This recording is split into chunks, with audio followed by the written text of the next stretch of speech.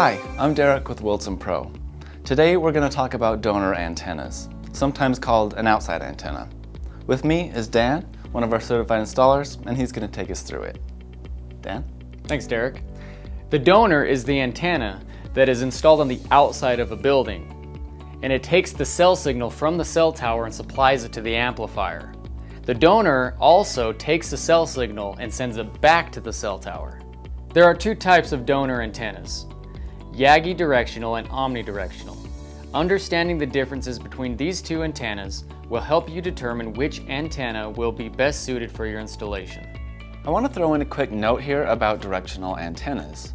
Yagi directional antennas transmit and receive a signal in a 110-degree horizontal pattern and a 65-degree vertical pattern.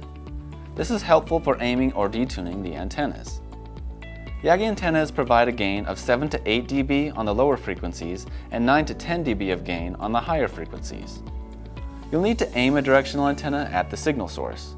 This is a great feature which allows you to zero in on the cell tower for the strongest connection available when you've got weak signal. Yagi antennas will also receive a signal outside of the beam pattern we discussed earlier, but without applying any gain.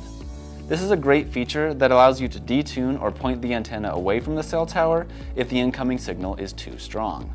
A Yagi directional antenna is ideal for signals stronger than -45 dB or weaker than -76 dB.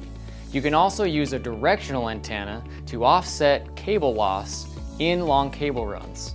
An omnidirectional antenna transmits and receives a signal in a 360-degree pattern. There's no aiming of the antenna required since this type of antenna gathers signal from all sides.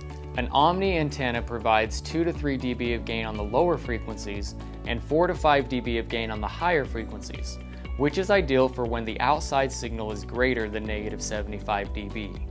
A situation may arise where you have a weak signal from multiple carriers, but the cell towers are located in opposite directions.